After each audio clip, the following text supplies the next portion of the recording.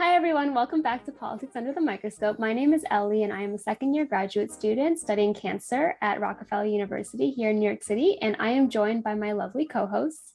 Hi, everyone. I'm Naira. I also study cancer at Weill Cornell Medicine. Hi, I'm Joanna, and I also study cancer at Rockefeller. Hi, I'm Nina, and I didn't study cancer, and I graduated from Weill Cornell. Awesome, and welcome back, friends. We are going to be recapping our second installment out of 3 for our mental health series. This time, we interviewed Dr. Judith Cukor, who is an expert in behavioral psychiatry at Weill Cornell, and provided us with a lot of key insights into tackling our own mental health struggles. And so during our conversation, Dr. Cukor covered the relatively recent but still notable event of Simone Biles and how she pulled out of the Olympics in Tokyo, citing mental health challenges. Naomi Osaka also did this pretty recently as well. And so this is what Dr. Cukor had to say. Simone Biles was a great example of saying, like, I need to step away for a second. It's not necessarily stepping away, but it's reading the red flags within oneself and saying, I need to take care of myself right now. And so that being said, what does her decision, specifically Simone Biles' decision, mean to each of us? I don't know if you guys were affected specifically by this decision in the sense of maybe it perhaps changed your outlook or maybe your take on different mental health struggles that we may have throughout our lives. But also, like, what are our own red flags? Like when something is wrong and something that needs help or that we need help. One of my red flags that I am very aware of when I am either pushing myself too hard or I need to talk to my therapist or something is when I can't wake up at my normal time. It's like when I feel this urge to sleep a lot more than I need to. I don't know if you guys can relate to that, but I know that I am burning out or I need to slow down when I am unable to get out of bed or don't want to get out of bed. So that being said, like, do you guys have red flags for you guys that you guys have been kind of primed to identify in the context of mental health challenges? I also have a similar issue where I don't feel like, getting out of, like, just staying in bed all day. That's when I get like really depressed. So me not being able to get out of bed is like really, really severe. Something a little bit less severe is like me not wanting to come to lab, or like I realize that my thought pattern has become very like extremely negative, negativity based. Then a lot of times, sometimes I'll like realize that, and then I'll start writing down like positive things just to kind of remind myself that even though there's a lot of things that aren't what I would like in my life right now, there's also a lot of things that I am fortunate to have that like other people might not necessarily have. And sometimes I just need to remind myself.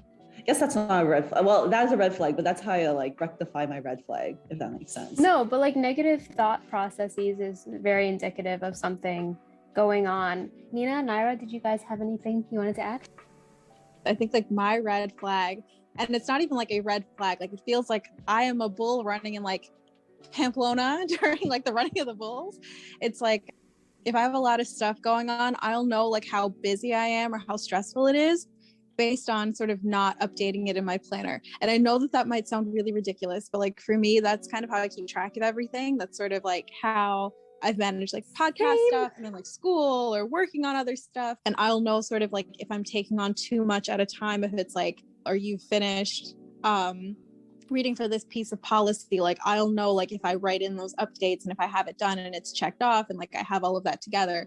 But if I'm so busy that I'm like going from 7 or 8 a.m. into like 2 or 3 a.m., obviously I'm not like, let me check things off in my planner, right? Like it kind of gets caught in the shuffle. So it's like taking that time to center, whether it's like as I'm eating dinner, as I'm walking my dog, sort of mentally checking stuff off, like, okay, make 5-10 minutes, go back, add this, fix this, do whatever, so you can sort of be on the right course of everything for tomorrow, the day after, etc. Yeah, absolutely. What you said about not updating your planner really resonated with me. In fact, if you wanted to track my blue periods, I call them my blue periods, like periods of like sadness burnout and poor outlook on life, you just look for the empty days in my planner. That's all you have to do, and then you'll know. But yeah, so that's great. Knowing what each of our red flags are is a way in which we can kind of self-monitor how we're doing mentally. And so the next thing that Dr. Cukor and I discussed, which I really enjoyed, is how we partake in self-care. And so, as we brought up multiple times already, self-care looks different to everyone. And this is what Dr. Cukor had to say about self-care.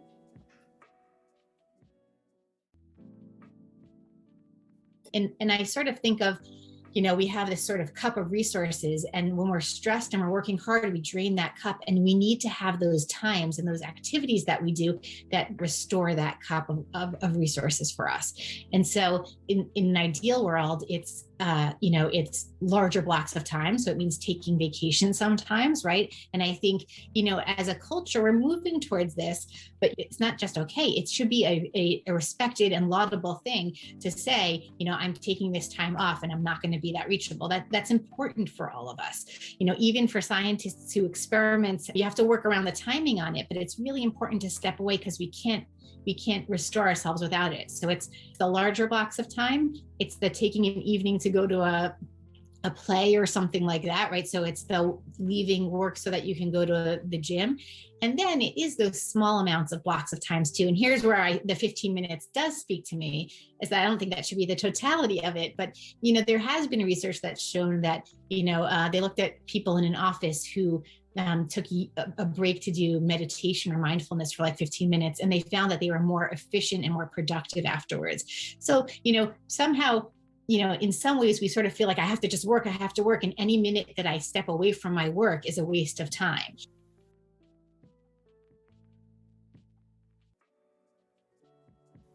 And also we talked about how there was this recent article that created a stir on Twitter that said that graduate students should allocate 15 minutes of self-care as a treat daily.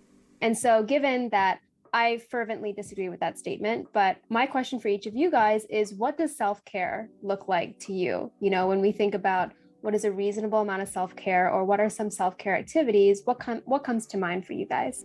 Honestly, for me, it comes in the form of many things.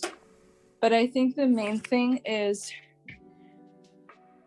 being in the headspace to take a moment and just be mindful of what happened that day or what you're going through. The other thing that comes up a lot for me that I'm trying to work on is self-compassion. Yeah, I totally agree. I think especially in academia, self-deprecating talk is very, very common, and I definitely do it as well. It's a form of humor, I like to think, but it's also a coping mechanism, I would say. And so, Nina, what does self-care look like to you? I think self-care can look like a couple of different things. Like, I know for me, one, I grew up in Pennsylvania, so nature's beautiful. And I think that's one of the hardest things about being in New York City, right? You don't have a ton of green space, but for me, self-care is, even if it's whenever I'm walking my dog, extending her walk times, walking down by the seaport, or walking over to Tribeca and looking at the green space around Brookfield. I think that for me is great. It's a way of sort of decompressing and grounding myself. All right, we've done this. It was a busy day, but here we are. We're just chilling in nature. We're just enjoying the sound of the river. We're just taking in how everything looks. Right now, everything has lights for the Christmas season. I don't know if everything that I need to accomplish is done, if I actually have time to read for leisure. For me, it's also keeping contact with my friends or my family, not even just sending a quick text, because there are times where I don't answer my text for 4 or 5 hours straight, or I don't answer my calls. And it's just taking that time, even if it's 20 or 30 minutes, to go through all of it together and send laughing reactions or comment on stuff. Just sort of taking that time to say, okay, we're done with the professional stuff that I need to do throughout the day. Absolutely.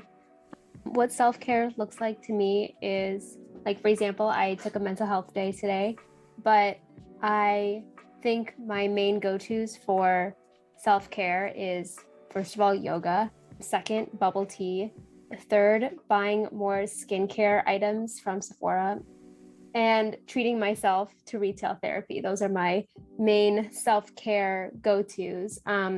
Joanna, what about you? What are your self-care go-tos if you wanted to treat yourself or take care of yourself? I also do yoga and bubble tea. Amazing. Let's do that together. I don't really do skincare because I guess I realize, I don't know. I guess it's supposed to help. I haven't really seen anything when I used to do skincare. So then now I just cover up my blemishes with makeup. So I guess like a self-care thing for myself is makeup. But I don't know, like I do it every morning. So it kind of sets my tone for the day. Like if I look good, then I feel good. I guess that's the saying. I mean, other than yoga, I have a really expensive Equinox membership that I like splurge on. And like they also have other classes I like to take. So other than yoga, I also like Pilates and bar. What other self-care things? So I do write in a little journal. Like after therapy, I usually write down what we talked about for that session. Or if I'm like not feeling good, then I like write that down.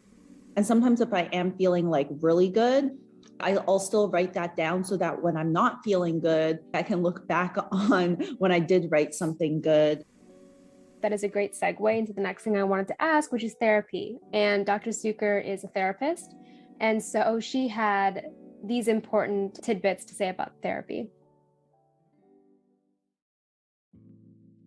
So there are a lot of different roles that therapy can play. And I will admit my bias straight out, right? I'm a psychologist. And so, I'm a big fan of the benefits that therapy can provide.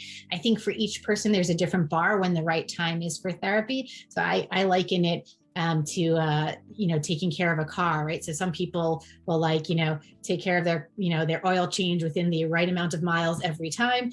Some people wait till the check oil light goes on and then they're like, oh, I have to get to it. And some people wait till they're on the side of the road with their engines blown because they never handled it and then they go to the garage, right? So, I think some people benefit from therapy just as a maintenance thing. It helps them in that way. Some people wait till the check oil light is on, till there's some red flags, and that's totally acceptable time, right? Saying I'm doing fine. And then, if there's red flags, if there's problems, I'm going to go seek some help.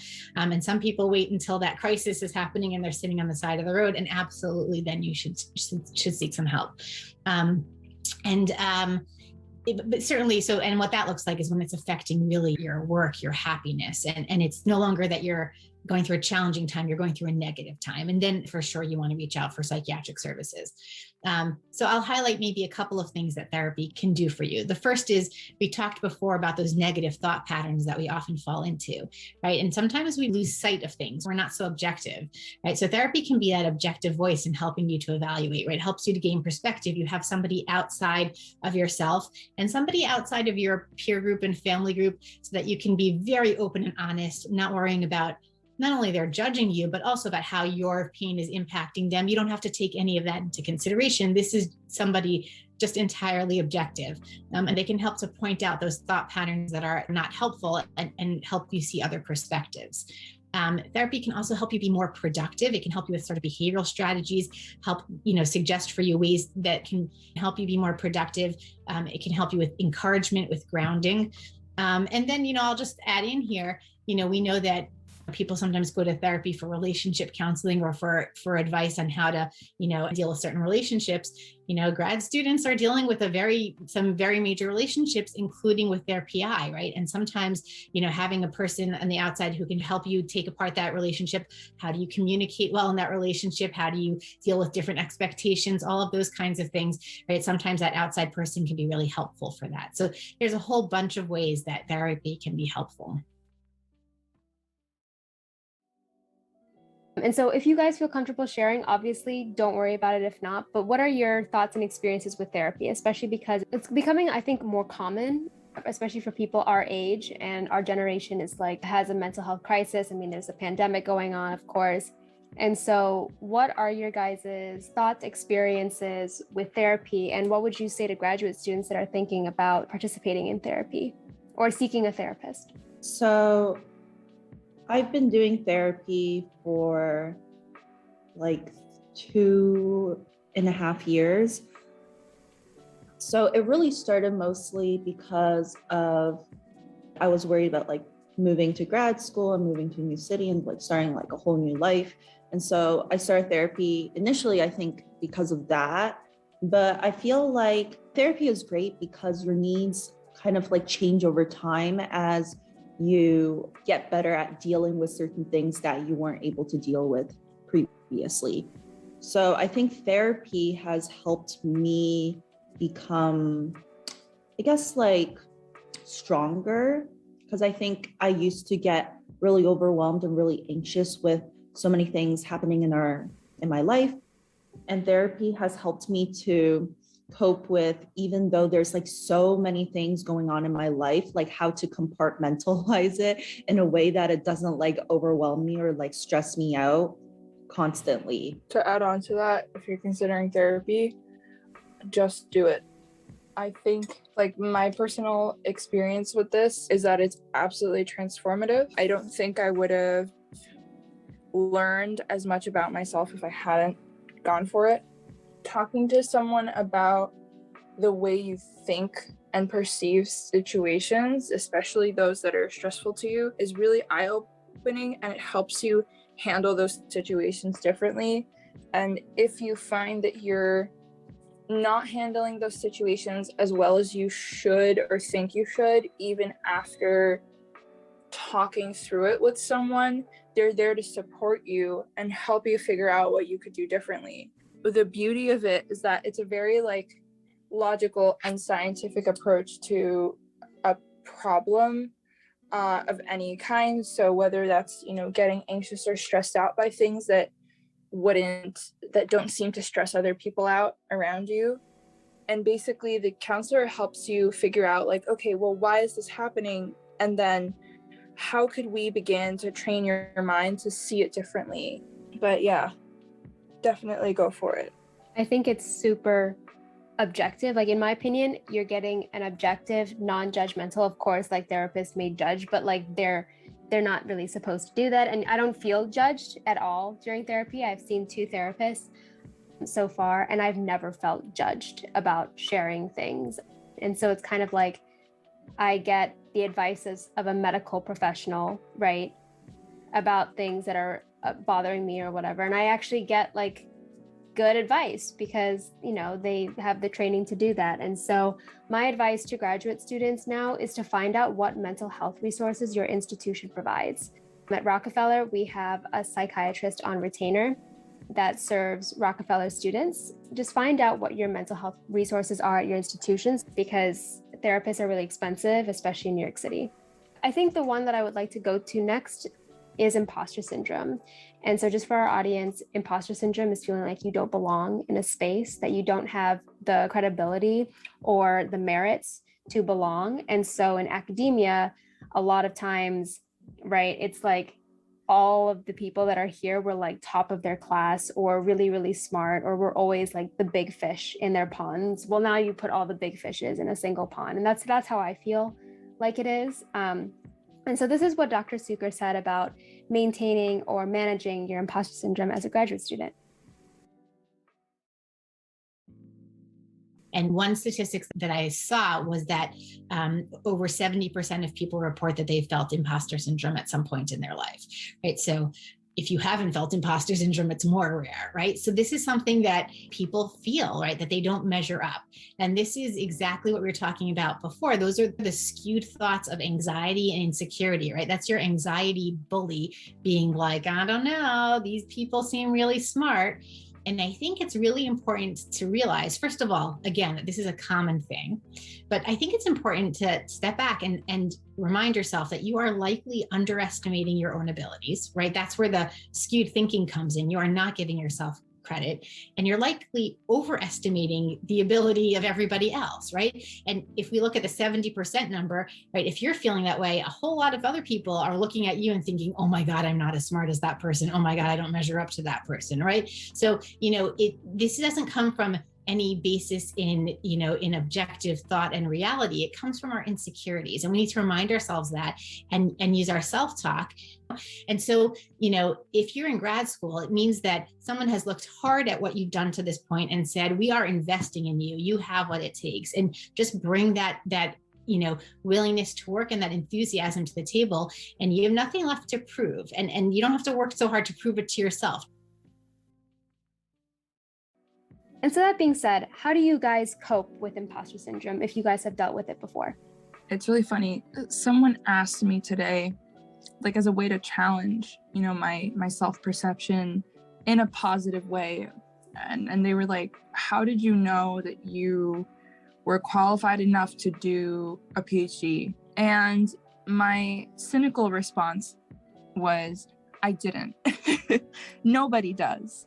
Nobody in our field actually feels qualified, or maybe I feel like half of us don't. The other half are tenured professors, but even they don't sometimes, So it's about considering, the people that you work with that are so highly accomplished, they probably have doubts of their own, because a lot of us were trained to see, like, especially in academia, you're only as good as your last success. So if you got that grant, it doesn't mean the next one is guaranteed, right? If you publish a paper, it doesn't mean you'll publish one next year.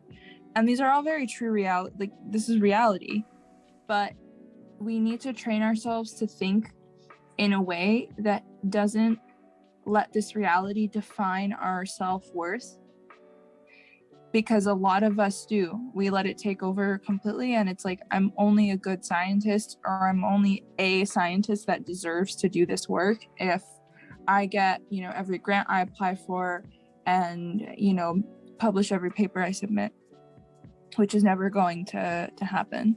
So for me, it's a little bit different, like the way I've dealt with it. And it might not be like the best way for like everyone, but it's worked for me. So everyone's like, oh, we need to like remind ourselves that we have all these abilities and skills, and we're likely underestimating our abilities. For me, that kind of thinking has actually never worked for me in helping my imposter syndrome. But what has worked for me is thinking about my productivity. Which I don't like, that's what I mean. Like, it doesn't necessarily work for everybody, but for me, what helps is like thinking like, okay, am I going to spend all this time thinking about why I'm not good enough? Or am I just going to go ahead and make actual progress? So that's kind of helped me, because then I don't actually wallow in these like really negative thoughts about myself. I just, don't think about it. And then I can actually like work better. I think I spent a lot of time thinking about why I wasn't good enough, or why I wasn't as smart as certain people. And then I kind of realized that it was all just a waste of time, just constantly thinking about this. And I can use my time more productively by doing something else, like actually having fun, or actually thinking of another idea, or actually like doing more work that will contribute to the end of my PhD. So that's how I dealt with my imposter syndrome. I feel like that's a good example of sublimation. Instead of taking negative energy and putting it towards like, anxiety inducing thoughts or anxious thinking, it's like, work it out instead.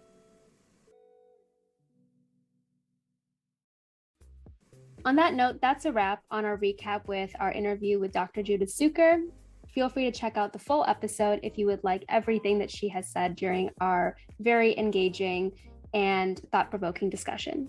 Thank you again for tuning in to Politics Under the Microscope.